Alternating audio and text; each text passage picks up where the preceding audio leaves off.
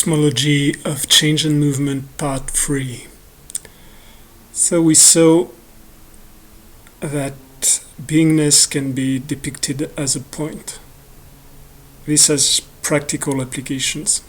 Beingness existing in a field or background of emptiness can be a point moving in space. As we mentioned, this space takes a meaning only if it's confined or defined by other fullness, other frames of reference. So one of the basic practices that you can do for developing skills of any type of movement, you take any point of the body, say I take this point, and you see how you can move it in space. In front, back, up, down, side, side, and then all the diagonals. So you define a sphere. You place a center. You concentrate. From this center, you start moving. And you move on the three axis first, defining three-dimensional space, and then on all the combined directions. So this point can be your fist, move forward, up, down, side, side, whatnot. Could be your elbow.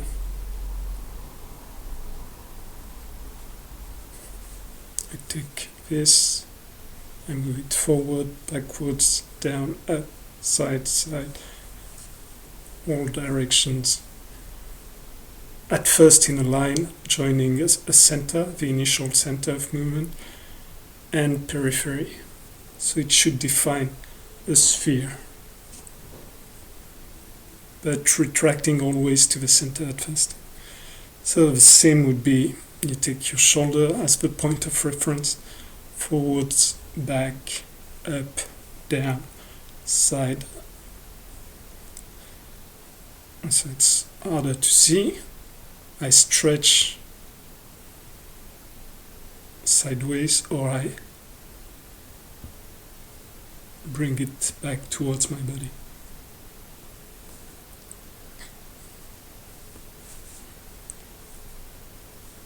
Straight line, front, back, up, down, side, side, and then all diagonals. Front, middle, back, middle, up, middle, down, middle, side, middle, other side, middle, and then all combinations hereof.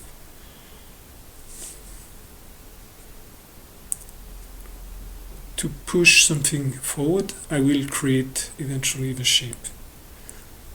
So here I create a convex shape to bring my throat forward, concave shape to bring it back,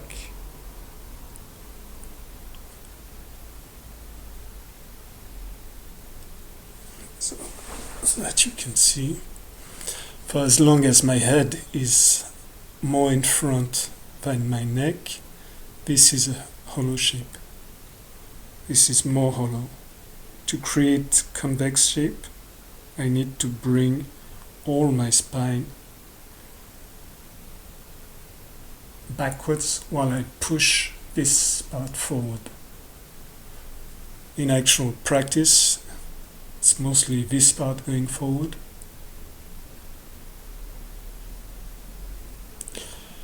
But it can be facilitated by using the extremities as well. So you can use your any part of the body, omoplata, shoulder bones, any spine, any vertebrae of the spine. Small movement upwards, small movement downwards, forward, back, side, side. And now, all these movements that we see, they're done originally. You connect points. So you place a center, and then you place a front reference point, back reference point. So you go from the center point to the front point, back point, side point, upward points, downward points. And you go at first in a straight line, as though you were duplicating one point, then the next, then the next, then the next. And you move it continually along a line of action. You're basically drawing a three-dimensional cross that later in sacred geometry or esotericism depicts the material plane. So you're using it as your reference point to use any part of your body. Now, what is creating a hollow shape? A hollow shape is a center and two extremities. The hollow shape is defined by the center or point of contact receding, and the other two extremities staying where they are. The convex point is a triangle formed by the point of contact going forward or going up in the direction of the incoming force, while the other two extremities stay put. The flat plane is the center point spreading in all directions equally. So once you understand this relationship of 3 points, you can have an easier time playing with shapes. I keep my shoulders put, I move my sternum.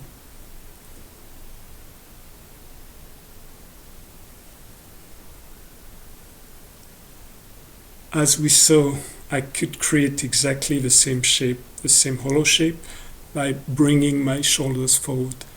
If I do this, I do not recede here, and I go pushing against the incoming force. It looks the same as far as the shape goes, but the direction is changed, and so the function of the movement will be changed. This is very useful, like going forward while making a receiving movement with the hand. It's what you do in parkour and whatnot when you jump and catch a metal bar or anything you want to hang on. So you can refine all these things. You can throw your hand and do a grab. You can throw back your hand backwards and do a grab, or if you do it fast, what they call reverse strike. Fast grab from the back. But the principle will remain the same in all these instances.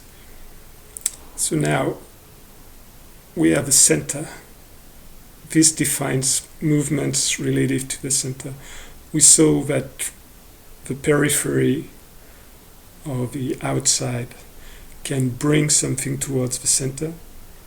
I bring gifts, I bring people, in this aggregation or concentration of matter, energy, or information. And things can go from the center outwards. It can emit outwards, be sent away, or it can distribute outwards, which is spreading equally away. So these two movements we find with density in the two movements of contracting, in the meaning, the etymological meaning, which would be dragging towards something. So here I use contraction as a concentrating movement towards the center. If it's dragging from the center, it's contraction. If it's pushing from outwards towards the center, it's called compression, pushing together, pushing towards something. And compression, whatever, that's another one, no matter. So, what we can do now: expand, retract, contract. So this will bring another main frame of reference of movement, which will be contraction, decontraction, relaxation, extension, tension being 2 points going away from each other, or many points going away from the center, extending,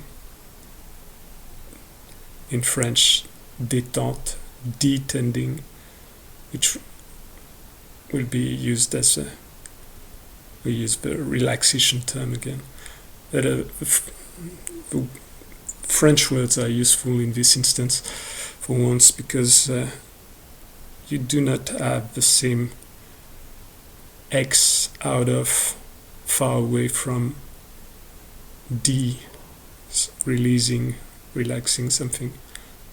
Detension, extension, contraction, decontraction.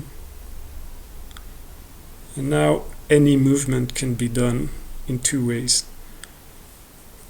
I can go away. So if I do my movements, you picture the center as a city. City being basically a center where you pile or aggregate or concentrate matter, energy, information, power, whatnot, people. So you can have all matter or all energy or all information going towards the center. You can have all information going away from the center. This movement would create the opening and closing movements, or the stretching, bending of the internal arts, or the pulsing later. Any movements we do can be done either in contraction or in relaxation. Strikes are so to generate power in strikes, you need a difference of potential. Things can change from one state to another. It can be a difference of potential in shapes, from concave to convex. It can be a difference of potential in density, from relaxed to contracted, or from relaxed to tense. And it could be a change of direction, from away, further away to further through, creates more power. So we often think of generating power in most of the arts, most of the external arts at least, in the sequence of going from relaxed, contracted, relaxed. The faster the change is done, the faster the waterfall goes down. If the waterfall flows slowly, it's a push. If it goes straight down, it's the feeling of impact or shock or strike, sudden jump. So this sequence, relaxed, tense, or contracted, relaxed, is just one sequence. The other one is contracted, relaxed, releasing. You compress something and you let it flow away. And there you do not really need to recontract, although since the next move oftentimes will be contracting. So there's a whole way of doing things in a relaxed manner. Any movement can be done contracting or relaxing in any direction.